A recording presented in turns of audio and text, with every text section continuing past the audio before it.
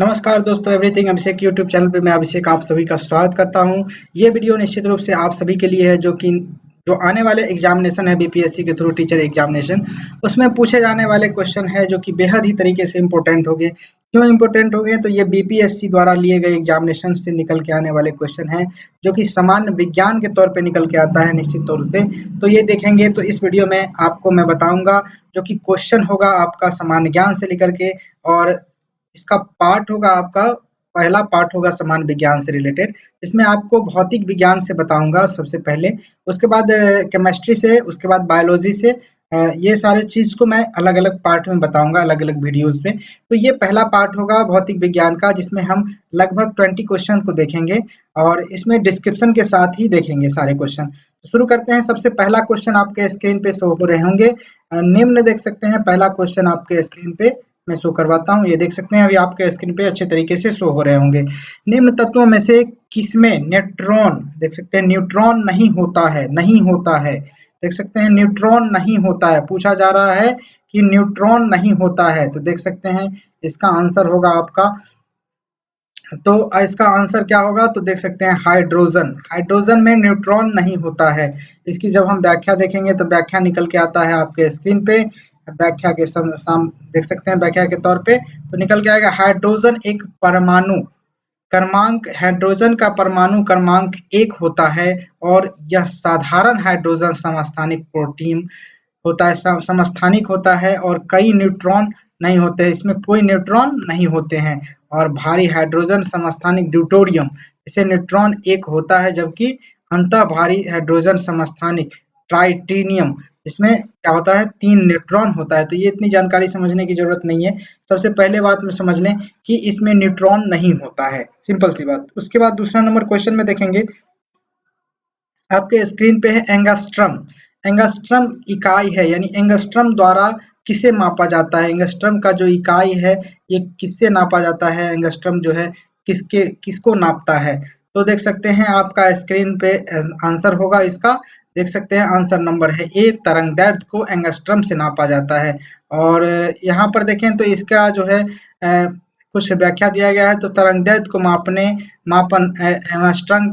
Angstrom द्वारा किया जाता है और एक एंगस्ट्रम बराबर होता है 10 टू द पावर इनवर्स 10, यानी 10 टू द पावर -10 मीटर होता है एक एंगस्ट्रम बराबर। तो कितना छोटा होता है आप समझ सकते हैं बिल्कुल। उसके बाद देख सकते हैं अगला क्वेश्चन है आपका 3 नंबर क्वेश्चन, जो है कि प्रकाश वर्ष किसकी इकाई है? बेहद ही आप अच्छे तरीके से जानते होंगे कि प्रकाश वर्ष एक दूरी का इकाई है, दूरी मापी जाती है इसे। और प्रकाश वर्ष किसे कहते हैं? तो एक वर्ष में प्रकाश द्वारा तय की गई दूरी को प्रकाश वर्ष कहा जाता है। और एक प्रकाश वर्ष द्वारा जो दूरी होती है वो होता है 9.46 गुने 10⁻15 मीटर होता है। ये आपका प्रकाश का मीटर में कन्वर्जन दिया हुआ है। उसी उद्देश्य से जब देखेंगे नेक्स्ट क्वेश्चन निकल के आता है आपके स्क्रीन पे, आवृत्ति को मापा जाता है। आवृत्ति को हर्ट्ज में मापा जाता है, हर्ट्ज में मापा जाता है आवृत्ति को। देख सकते हैं आवृत्ति का एसआई मात्रक हर्ट्ज होता है। और एक सामान्य मनुष्य 20 हर्ट्ज यानी 20,000 हर्ट्ज से अधिक, यानी 20 हर्ट्ज से और 20,000 हर्ट्ज की ध्वनि, यानी 20 हर्ट्ज से लेकर के 20,000 हर्ट्ज की ध्वनि को सुन सकता है। हम लोग की जो सुनने की क्षमता है, तो इसकी सुनने की क्षमता कितनी है? तो 20 से लेकर 20,000 हर्ट्ज तक के साउंड को हम लोग सुन सकते हैं। लेकिन पशु जो होते हैं 20,000 हर्ट्ज से भी अधिक ध्वनि वाले जो होंगे उनको भी सुन सकते हैं वो लोग। उसके बाद जो है देख सकते हैं आपके स्क्रीन पे इसकी व्याख्या होगी। व्याख्या तो ये मैंने बता दिया चौथा क्वेश्चन को। 5 नंबर क्वेश्चन देखेंगे, अगला क्वेश्चन जो कि निकल के आएगा आपके स्क्रीन पे, मैं दिखाता हूँ 1 मिनट। यहाँ देख सकते हैं आपके स्क्रीन पे शो हो रहे होंगे। घड़ी, देख सकते हैं घड़ी में प्रयोग होने वाला कार्टज क्रिस्टल होता है।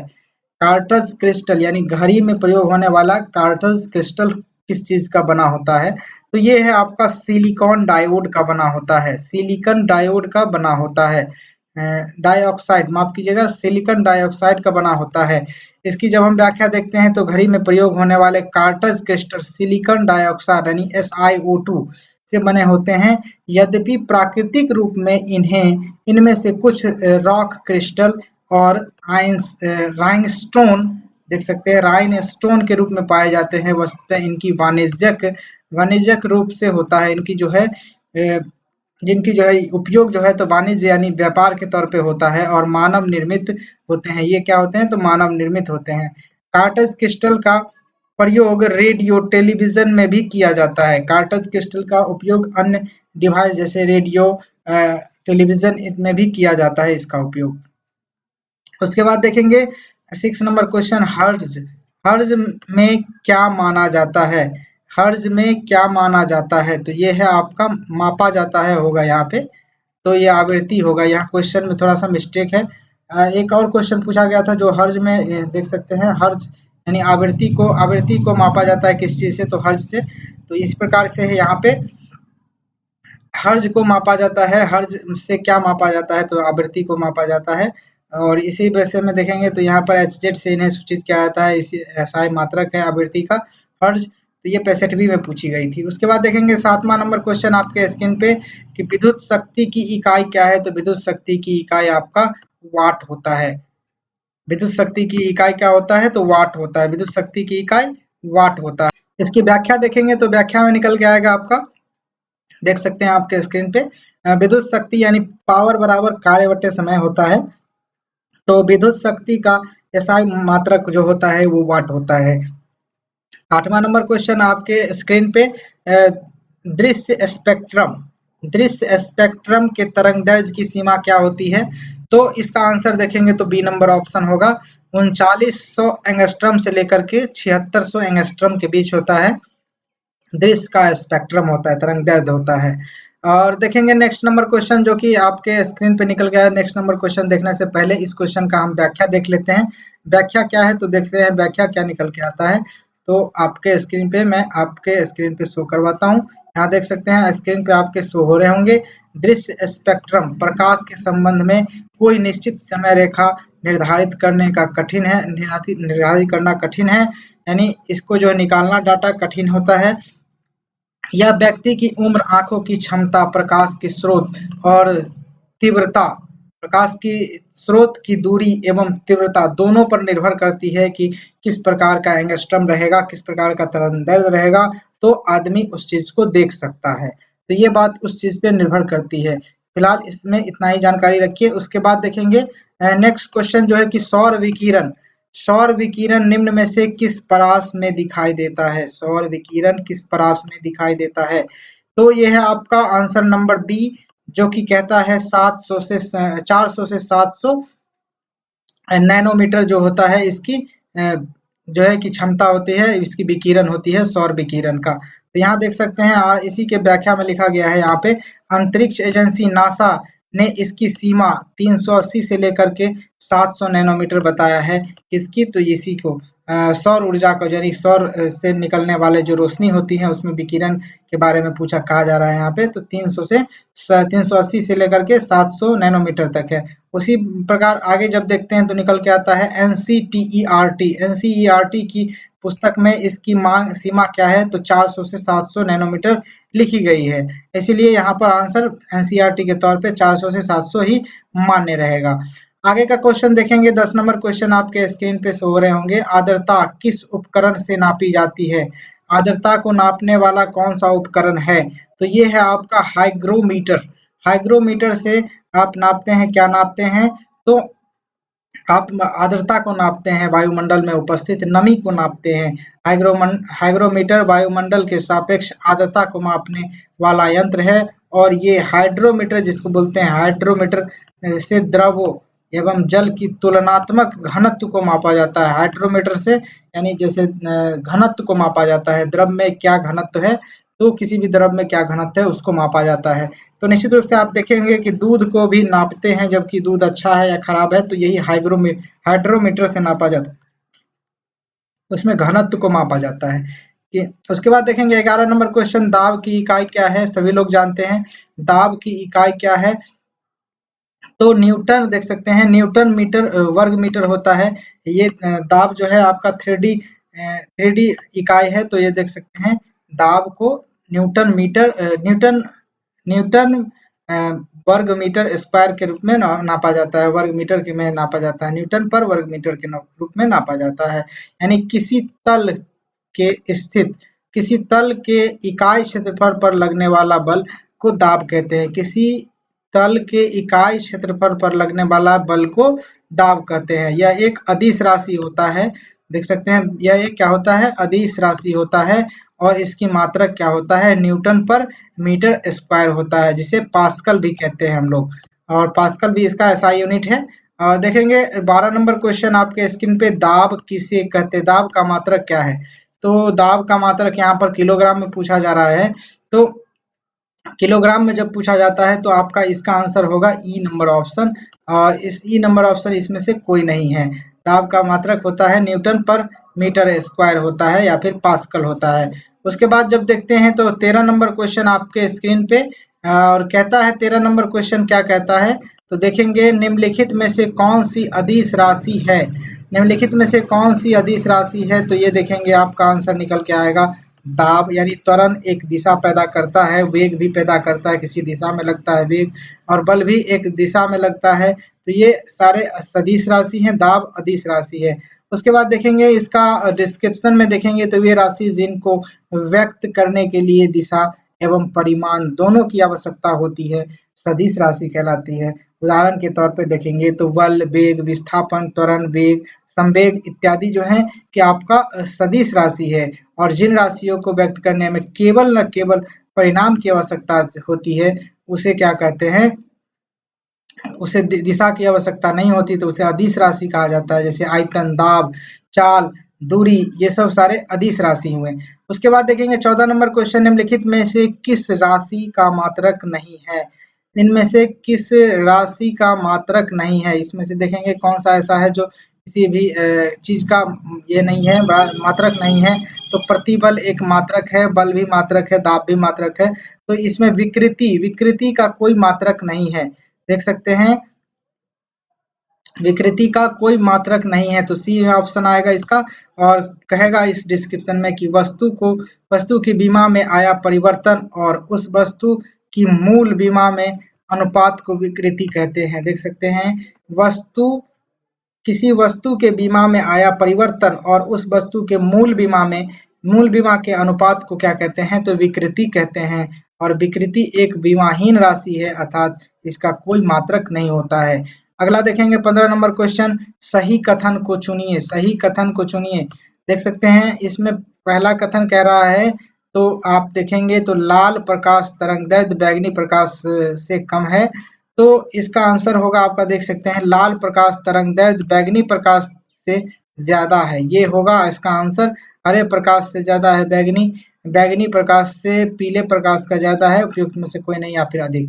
तो बी नंबर आंसर होगा। यहाँ पे कहा जा रहा है कि बैंगनी रंग का तरंगदैर्ध्य सबसे कम व आवृत्ति सबसे अधिक होती है बैंगनी रंग का, जबकि लाल रंग का तरंगदैर्ध्य सबसे अधिक और आवृत्ति निम्नतम होती है। तो ये बात समझ में आ गया होगा। और उसके बाद देखेंगे नेक्स्ट नंबर क्वेश्चन देखेंगे तो निकल के आएगा हमारे स्क्रीन पे कि जब दिन में पानी पर साबुन की फिल्म दिखाई जाती है तो वह सुंदर रंग की दिखाई देती है, और इस घटना को क्या कहते हैं, तो इस घटना को कहते हैं व्यतिकरण कहते हैं, प्रकाश का व्यतिकरण कहते हैं।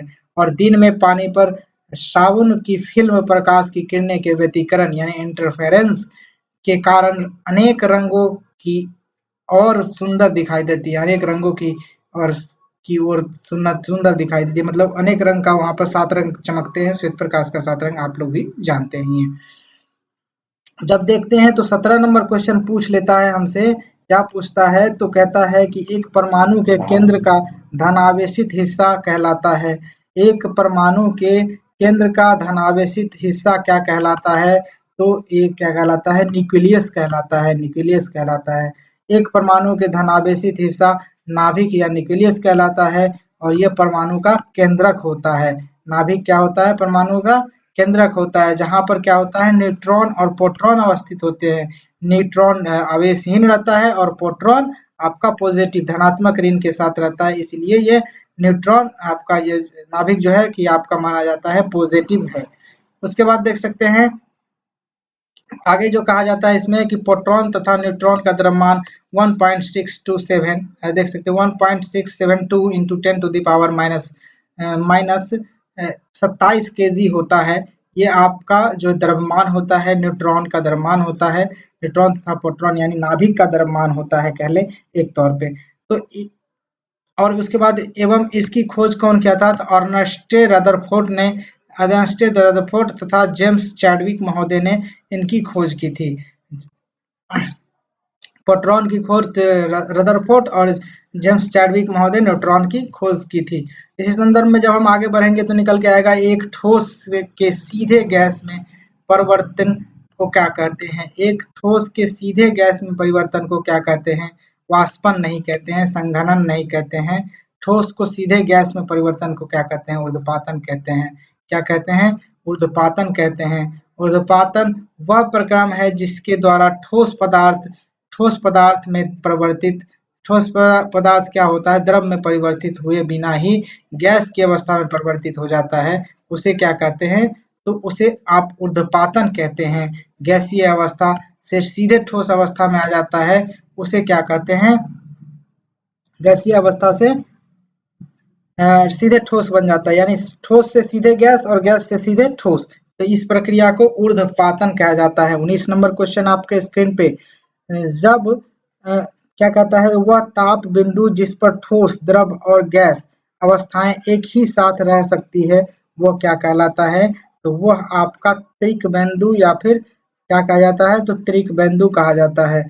किसी भी पदार्थ का वैसा अवस्था जिस पर किसी वैसा जो है कि गैसीय अवस्था या फिर जो भी कह ले वैसा भी अवस्था कह ले, जिस पर क्या होता है? तो ना वो गैस रहता है, ना ठोस रहता है, ना द्रव रहता है, ना ये तीनों चीज में से कोई भी चीज नहीं रहता है। तो ये देख सकते हैं उसी चीज में रख सकता है। तो यह देख सकते हैं क्या कहलाता है? तो ये आपका त्रिक बिंदु कहलाता है। डी नंबर ऑप्शन त्रिक बिंदु कहलाता है। जब डिस्क्रिप्शन देखेंगे तो और सारे जानकारी निकल के आता है। कहता है वह ताप बिंदु जिस पर ठोस, द्रव और गैस ये अवस्था एक साथ रह सकती है, वह क्या कहलाता है? ट्रिपल पॉइंट कहलाता है, यानी त्रिक बिंदु कहलाता है। उदाहरण के लिए स्वरूप में क्या कहते हैं? तो 611.657 पास्कल आंशिक वायु दाब पर 273.16 केल्विन और 0.01 डिग्री सी जल का त्रिक बिंदु देख सकते हैं। जल का त्रिक बिंदु है, क्या कहते हैं? तो जल का त्रिक बिंदु है। जल को जब हम इस दाब पे इस दाब के बाद उसके बाद इस दाब पे रखते हैं, यानी इस ताप पे रखते हैं, तो ये जल है जो द्रव और गैस, ठोस, बर्फ तीनों अवस्था में रह सकता है। इसमें क्या होता है कि जल जिस पर द्रव जो है जल, ठोस, बर्फ और वाष्प तीनों अवस्था में पाए जा सकते हैं। देख सकते हैं इस वीडियो का लास्ट क्वेश्चन होगा जो 20 नंबर क्वेश्चन होगा। 20 नंबर क्वेश्चन कहता है कि कॉस्मिक किरणें क्या है? कॉस्मिक किरणें क्या है? तो कॉस्मिक किरणें ये देख सकते हैं ऑप्शन नंबर सी होगा। ये किरणें क्या होता है? आवेशित या फिर अनावेशित दोनों हो सकती है। तो इसकी जब हम व्याख्या देखेंगे तो व्याख्या में से हमें निकल के आएगा कॉस्मिक किरणें कहता है कि ये कॉस्मिक किरणें धनावेशित होती हैं। देख सकते हैं कॉस्मिक किरणें क्या होती है? तो धनावेशित होती हैं। ऑप्शन नंबर ए कहा जा रहा है कॉस्मिक किरणें विद्युत चुंबकीय स्पेक्ट्रम में भाग नहीं लेती है और उच्च ऊर्जा के अवशोषित कण होते हैं जो अंतरिक्ष में लगभग प्रकाश की गति से गमन करती हैं। तो ये ऑप्शन नंबर ए कह रहा है। तो आवेशित कण होगा इसका आंसर। आवेशित कण होते हैं, इसमें आवेश होता है।